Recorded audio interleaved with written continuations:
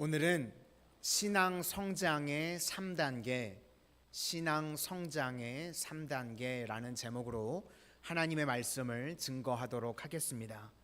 춘추 전국시대에 편작이라는 명의가 있었습니다. 아마 우리 성도님들 다 아실 줄로 압니다. 세 형제가 있었는데 세 명 다 의사였습니다. 그 중에 이 편작이 셋째 아들인데 제일 유명한 의사였습니다. 그래서 명이라는 소문이 났었던 인물입니다. 그래서 당신이 이렇게 뛰어난 명의가 될 수 있는 이유가 무엇인지 사람들이 편작에게 물었습니다. 그랬더니 편작이가 대답을 하기를 사실은 큰형이 제일 좋은 의사라는 겁니다. 그리고 둘째 형이 그 다음이고 사실은 자기가 제일 부족하다는 것입니다. 이유가 무엇인가 하면 큰형은 아프기 전에 미리 고친답니다. 그래서 사람들이 아픈지도 모르고 미리 고치니까 사람들로부터 명이라는 소리를 큰형은 듣지 못한다는 겁니다. 또 둘째 형은 초기에 고친답니다. 그러니까 사람들이 별로 고마워할 줄을 모른다는 것입니다. 그런데 자기는 위중할 때 고친답니다. 죽기 직전에, 심각할 때, 그때 고친답니다. 그랬더니 사람들이 명이라고 이렇게 소문이 나게 되더라는 것입니다. 그래서 사실은 자기가 제일 부족하다, 그런 이야기입니다.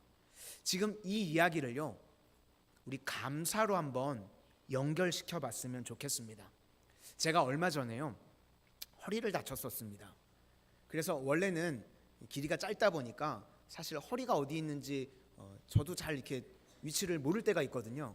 어느 쯤이 허리인가. 그런데 허리가 아프니까요, 명확하게 알겠더라고요. 여기가 허리구나. 아주 그냥 핀포인트로 찍어놓은 것처럼. 그래서 허리가 있음에 감사하고, 그리고 회복이 돼서 이러다가 덜컥 못 일어나면 어떡하나, 새벽기도도 못 나면 어떡하나 막 걱정이 됐는데 회복시켜 주신 게 너무 감사했습니다. 그런데 곰곰이 좀 생각을 해봤더니요, 그런 게 없을 때가 사실은 더 감사한 것 아닙니까? 그렇죠. 우리도요, 죽다가 살아나면요, 그때 너무 감사하다고 감사가 큽니다. 그런데 사실은요, 일상이 제일 감사한 것 아니겠습니까? 그렇죠. 그러니까 우리가 보통 말하는 별일 없을 때가요, 사실은 제일 감사할 때입니다.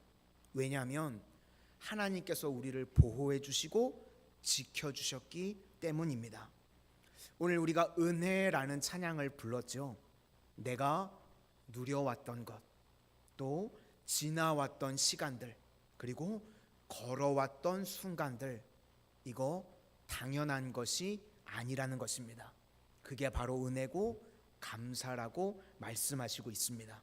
그래서요, 우리가 이것을 깨달아야 된다는 것입니다. 그래서 오늘은 신앙의 이 성장 3단계를 같이 살펴보기를 원합니다.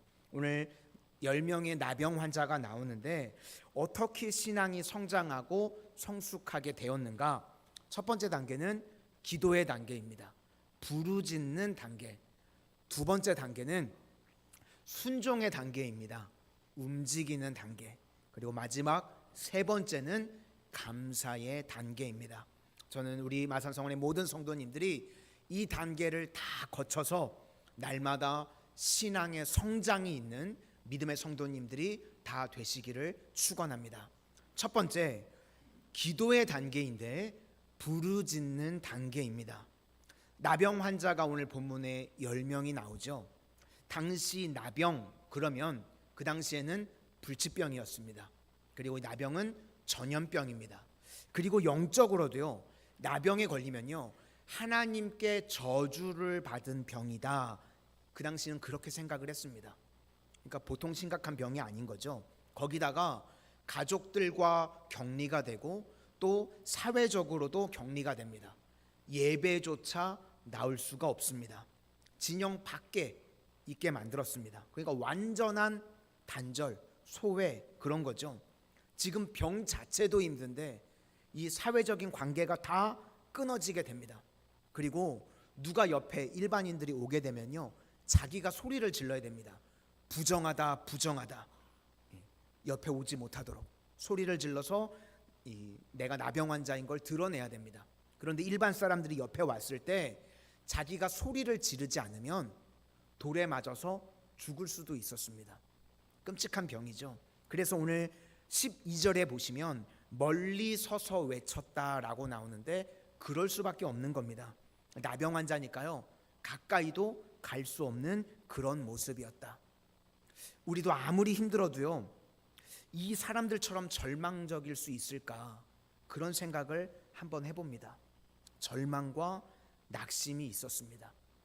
그런데 이 나병 환자들이요. 소망이 생깁니다. 아마도 소문을 들었던 것 같습니다. 예수님이 어떤 분인지 정확하게는 잘 몰랐는데 예수님이라는 분이 계시는데 그가 병을 고치신다. 그리고 그가 약한 자들도 외면하지 않으신다. 뭐 이런 소문을 이 나병 환자들이 들었던 것 같습니다. 그러니까 소망이 생겼겠죠. 우리도 예수님을 만나면 예수님께서 거절하지 않으시고 우리도 어쩌면 우리의 이 병이 고침받을 수 있겠다. 그래서 예수님께 왔다는 겁니다. 근데 예수님을 잘 몰랐다는 걸 어디서 알 수 있냐면 예수님을 부를 때 뭐라고 부르냐면 예수 선생님 이렇게 불렀습니다. 그러니까 예수님에 대한 깊은 지식이나 이해 같은 게 아마도 없었던 것 같습니다. 여리고 성에 있는 바디메오가 있었죠. 맹인이었는데 예수님을 부를 때 되게 멋지게 부릅니다. 다윗의 자손이요. 다윗의 자손이라는 게 뭐죠? 메시아라는 겁니다. 그러니까 이 바디메오는요. 예수님이 어떤 분인지 아마 정확하게 알고 있었습니다. 다윗의 자손이여 나를 불쌍히 여겨주십시오. 이렇게 알고 부르짖었는데 오늘 10명의 나병 환자들은요. 아무것도 몰랐던 것 같습니다. 예수 선생님 우리 한글말로는 그렇게 나오는데 이건 랍비라는 뜻도 아닙니다. 이 단어가 여기 처음 쓰이는데요. 우리식으로 그냥 표현하면 예수 양반 뭐 이 정도 표현입니다. 예수님에 대해서 잘 몰랐다는 겁니다. 그러면서 두 가지를 이야기를 합니다. 큰 소리로 외쳤답니다. 그리고 또 하나는 불쌍히 여겨달라고 외쳤다는 것입니다. 12절과 13절을 우리 다 같이 한번 보시도록 하겠습니다. 12절과 13절입니다. 시작. 한 마을에 들어가시니 나병 환자 10명이 예수를 만나 멀리 서서 소리를 높여 이르되 예수 선생님이여 우리를 불쌍히 여기소서 하거늘. 우리가 신앙의 기초에 서게 되었을 때 우리가 할 수 있는 기도의 전부가 무엇인가 하면 불쌍히 여겨달라는 것입니다. 이것보다 힘 있는 기도가 없다는 것입니다. 불쌍히 여기다, 이것의 헬라어 단어는요 스프랑크 니조마이라고 합니다.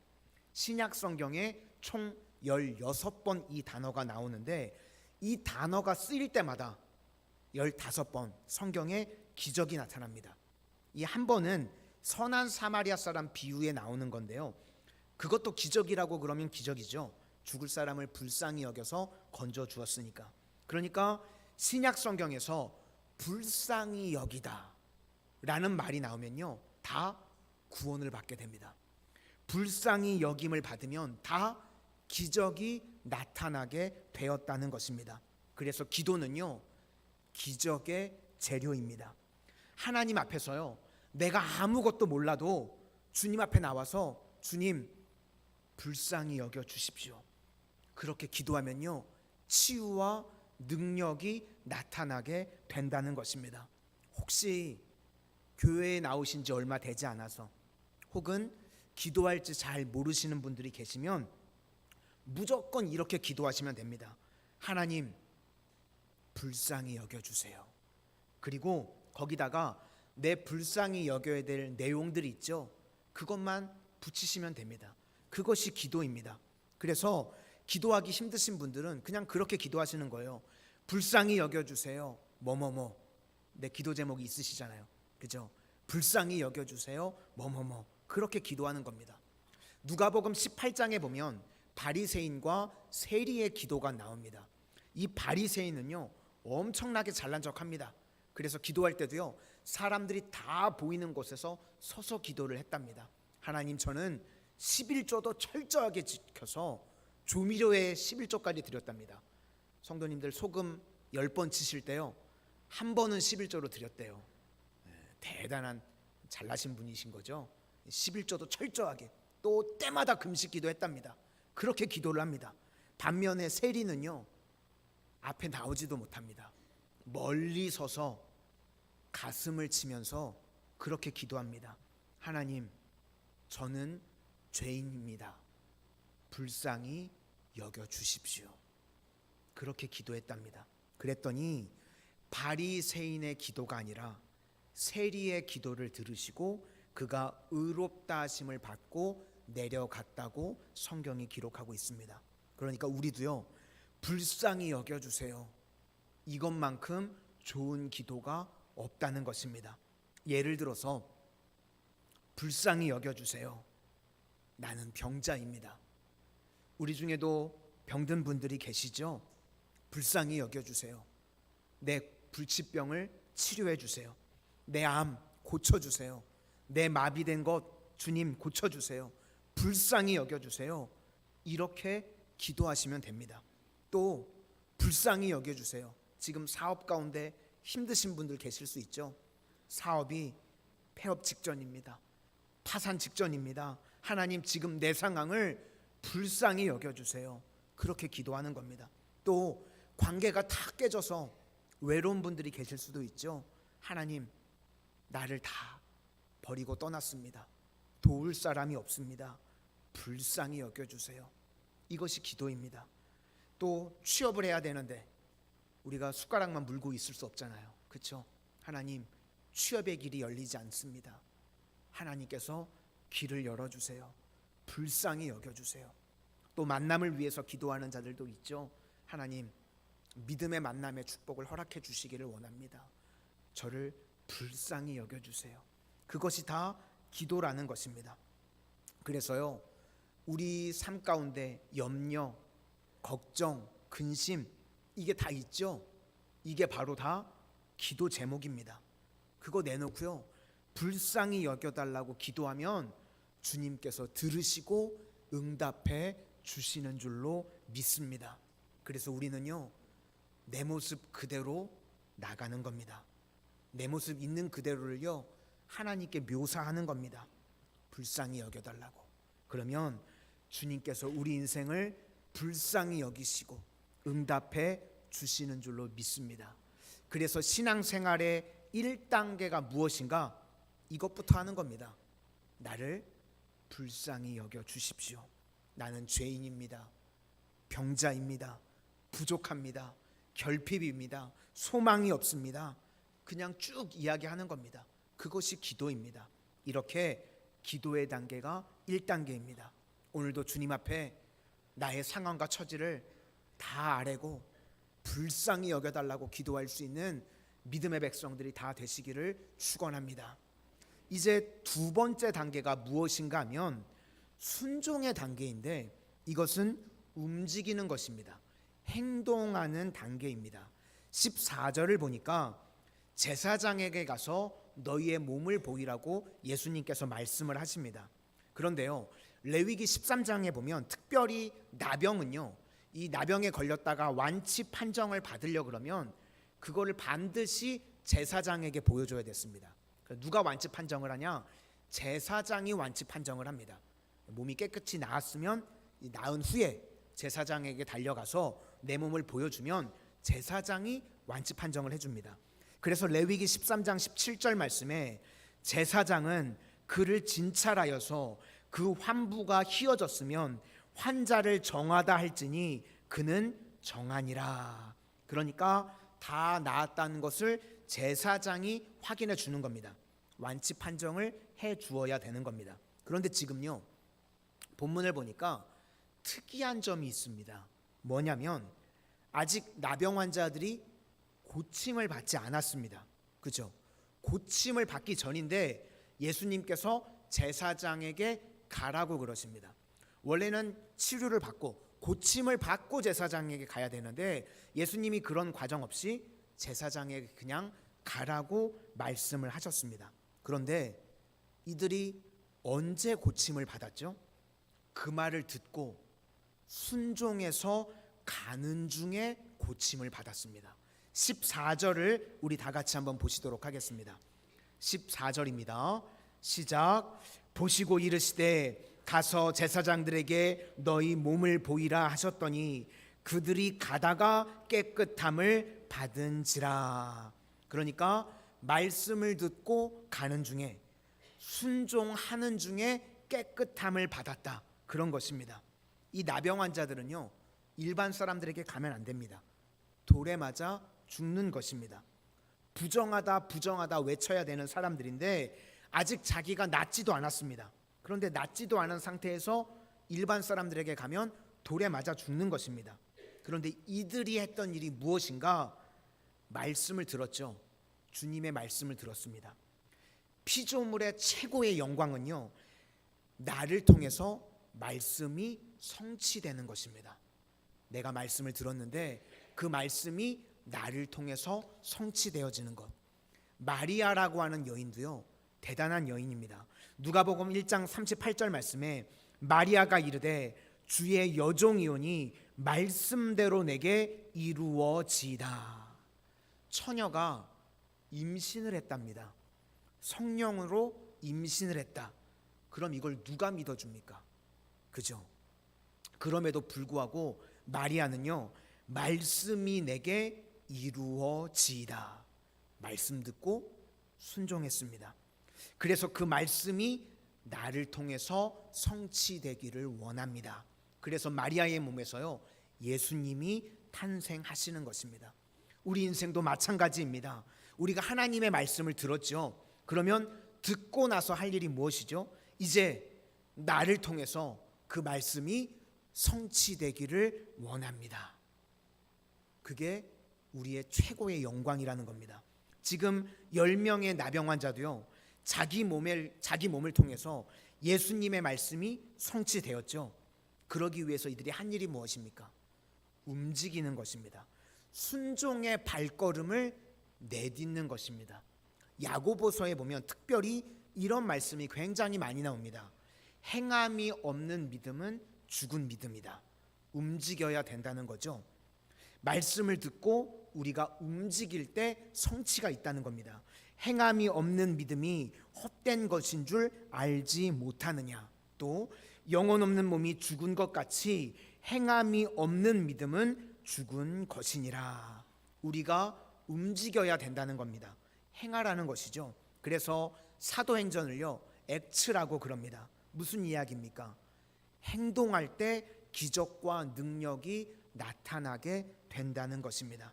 우리 성도님들 삶 속에서도요, 우리가 움직여야 됩니다. 우리가 예배, 기도, 전도, 이거에 대해서 제가 말씀을 드리는데 참 묘한 게요, 영적으로 슬럼프에 빠지게 되면요, 꼼짝도 하기 싫습니다. 예배의 자리, 기도의 자리, 전도의 자리 나오지 않게 됩니다. 움직이지 않게 돼요.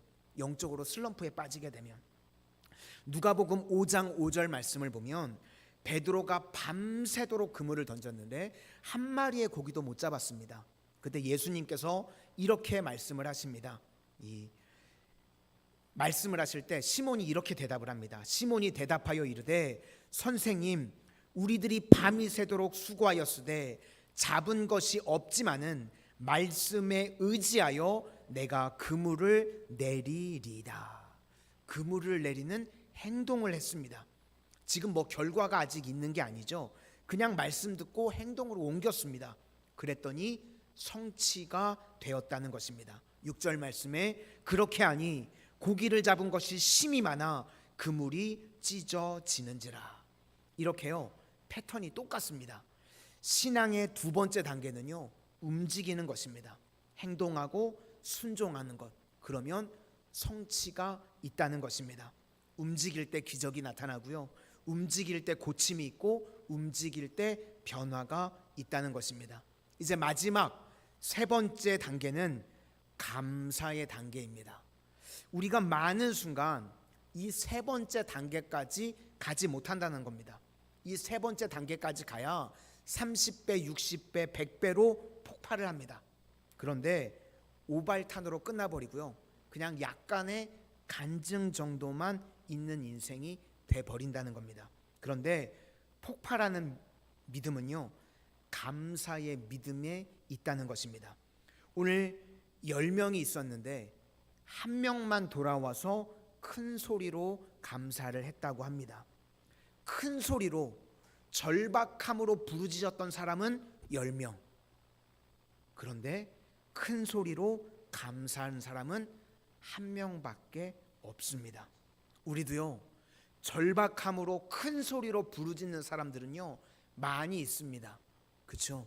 내 인생의 문제를 가지고, 여러 가지 문제를 가지고 절박함으로 부르짖는 사람들은 많이 있는데요, 그런데 큰 소리로 감사함으로 다시 돌아오는 사람은요 10명에 1명 정도밖에 없다는 것입니다. 그래서 우리도요, 우리의 신앙이 여기까지 가야 된다는 것입니다. 여기 발 앞에 엎드렸다, 이거는요 이제 예배자가 되었다는 것입니다. 그러므로 우리 성도님들도요, 내 삶의 모든 것들이 다 이루어지고 난 이후에 그 다음에 우리가 해야 될 일이 무엇인가? 예배자 되는 것입니다. 다시금 예수님 앞에 나와서요 감사함으로 예배 드릴 수 있어야 된다. 발 앞에 엎드리는 예배자, 또 감사, 이것이 바로 신앙의 절정이라는 것입니다. 그래서 이런 선순환이 이루어져야 되는 겁니다. 예배를 통해서요 힘을 얻고, 그리고 세상에 나가서 승리하고 난 이후에 다시금 하나님 앞에 나와서 감사해야 된다. 이것이 바로 신앙의 모습이고 한 사람의 모습이라는 것입니다. 우리 15절과 16절을 다 같이 한번 보시도록 하겠습니다. 15절과 16절입니다. 시작. 그 중에 한 사람이 자기가 낳은 것을 보고 큰 소리로 하나님께 영광을 돌리며 돌아와 예수의 발 아래 엎드려 감사하니 그는 사마리아 사람이라. 우리도 이것을 훈련을 할 때요 폭발적인 신앙의 인생이 된다는 것입니다. 이제 나병에서 나았으니까요 격리로부터 해방이 되겠죠. 질병으로부터 해방이 되었겠죠. 이제요 가족을 만날 수 있는 거 아닙니까? 그렇죠? 얼마나 기뻤겠습니까? 아마 10명의 이 9명의 사람들이요 본능적으로 사랑하는 가족에게 다 뛰어갔을 겁니다. 그런데 우리도 만약에요 어떤 응답이 있고 기쁨이 있을 때 가족에게 뛰어간다고 그러면요 이 9명에 속하는 사람이 되는 겁니다. 이때 우리가 해야 될 일이 무엇인가? 주께 돌아오는 것입니다. 우리도 기쁜 일이 있을 때요 누가 그 사람을 찾을 때, 야, 그 사람 어디 있어? 다른 데 없는데 교회 왔더니 그 사람이 있어야 돼요. 엊그저께 수능이었죠. 고3 학생, 이제 내년에 우리 교회에서 수능 보는 고3 학생이 있는데 수능이 다 끝나고 그 학생이 가장 먼저 어디 와야 될까요? 감이 잘 안 오세요? 놀러 가야 되나요? 나이트클럽에 가야 되나요? 감사함으로 예배의 자리에 나와야 될 줄로 믿습니다. 우리 인생도 마찬가지입니다. 우리가 무슨 기쁜 일이 있을 때, 질병에서 놓이게 되었을 때 우리 성도님들 어디부터 가야 되죠? 교회부터 나오셔야 돼요. 그래서 하나님 앞에요 감사기도부터 드리실 수 있기를 바랍니다. 많은 사람들이요 하나님 앞에 절박함으로 기도는 합니다. 오늘 10명의 나병 환자가 절박함으로 예수님 앞에 부르짖었죠. 응답 받았어요. 고침 받았습니다. 해결 받았습니다.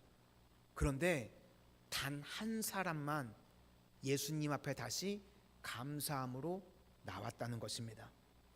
우리도 필요와 욕구를요 기도함으로 응답받고 다 체험을 받고 난 이후에요 그 다음부터 교회에 안 보이는 사람들이 있습니다. 그러면 2단계에서 끝나는 거죠. 응답받고 그냥 끝나는 겁니다.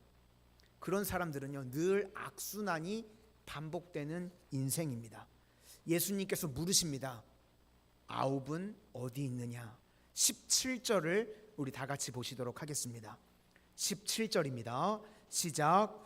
예수께서 대답하여 이르시되 10사람이 다 깨끗함을 받지 아니하였느냐? 그 아홉은 어디 있느냐? 지금 예수님께서요, 모르셔서 물으셨겠습니까? 실망과 안타까움이죠. 그 다음에 이제 더 큰 은혜를 주시려고 하는데 왜 나머지 아홉은 보이지 않느냐? 그 말씀을 하시는 겁니다. 시편 50편 23절 말씀에 감사로 제사를 드리는 자가 나를 영화롭게 하나니 그의 행위를 옳게 하는 자에게 내가 하나님의 구원을 보이리라. 그의 행위를 옳게 하는 자가 누구입니까? 감사함으로 돌아오는 사람입니다. 그 다음에 내가 하나님의 구원을 보이리라. 여기서 말하는 구원이 무엇입니까? 지금 병 나은 것, 이렇게 치유된 거는요, 이제 시작입니다. 병 들었다가 고침받았다는 것은 이제 출발이죠. 그리고 이제 이후에 놀라운 구원을 보이시겠답니다. 근데 돌아와야 그런 구원의 은혜를 보이시는 거죠. 돌아오면 그 다음에 사명과 승리와 열매, 더 엄청난 것들이 우리에게 기다리고 있다. 그런 말씀입니다. 그러니까 우리도요, 인생에 감사가 없으면요, 그건 오발탄입니다. 더 이상 폭발하지 않는다는 것입니다.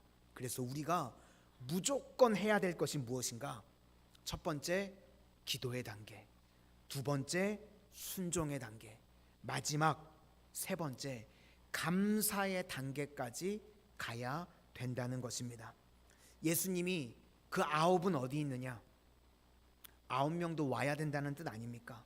9명도 지금 감사해야 된다는 뜻 아니겠습니까? 우리 성도님들은 지금 어디에 속해 계십니까? 1입니까? 9입니까? 숫자 높다고 무조건 좋은 거 아닌 거 아시죠? 네. 잠결에 엎드렸다가 9?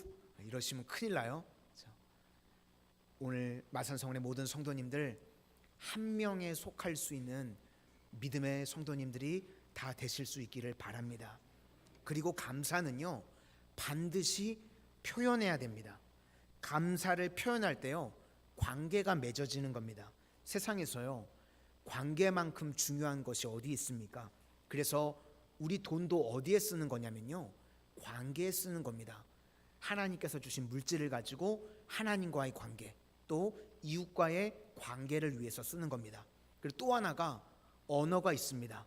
말을 통해서요, 우리가 감사를 표현하게 되면요, 좋은 관계를 맺게 됩니다. 하나님 앞에 감사하면요, 하나님과 좋은 관계를 맺게 됩니다. 하나님과의 좋은 관계를 맺었다는 것이 의인데요, 디카이오스네, 하나님과 우리가 좋은 관계를 맺게 되었다. 감사보다요, 더 좋은 관계를 맺게 되는 것이 없습니다. 사람도 마찬가지입니다. 관계가 있으면요, 거기서 끝나지 않습니다. 미래에 무궁무진한 일들이 벌어지게 됩니다. 그래서 반드시 감사를 표현해야 된다는 것입니다. 오늘 우리 모든 성도님들 하나님 앞에 한 해 동안 주신 은혜, 감사를 표현하실 수 있기를 바랍니다.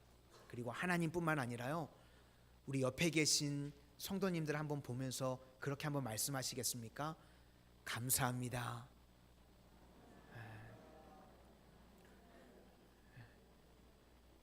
저 역시도요, 올 한 해 우리 마산성원의 모든 성도님들께요, 너무나 감사합니다. 하나님께 감사하고요, 우리 성도님들과 함께 동역할 수 있고 베풀어 주신 은혜가 얼마나 감사한지 모릅니다. 우리 성도님들도 날마다 하나님께 그리고 이웃과 성도들에게 감사를 표현할 수 있는 믿음의 삶이 되실 수 있기를 바랍니다.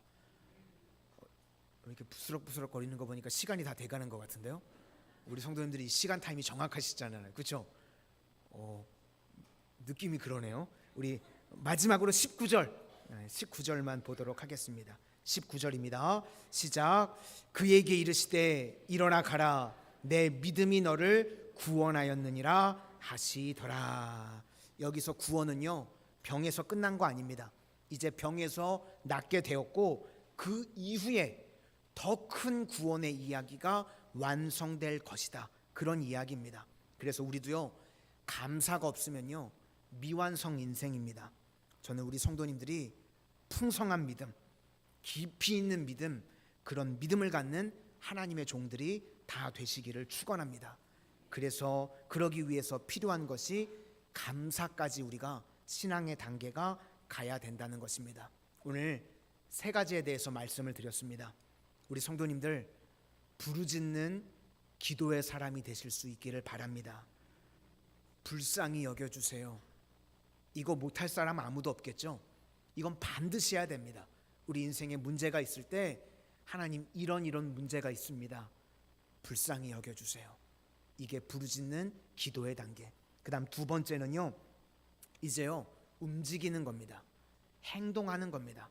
주님 앞에 예배의 자리로, 기도의 자리로 달려나올 수 있는 믿음의 성도님들 다 되실 수 있기를 바라고, 마지막 감사하면 지금 있는 것의 30배, 60배, 100배의 폭발력 있는 인생을 살게 될 줄로 믿습니다. 이런 승리를 맛보는 우리 모든 성도님들이 되시기를 주님의 이름으로 축원합니다. 우리 찬양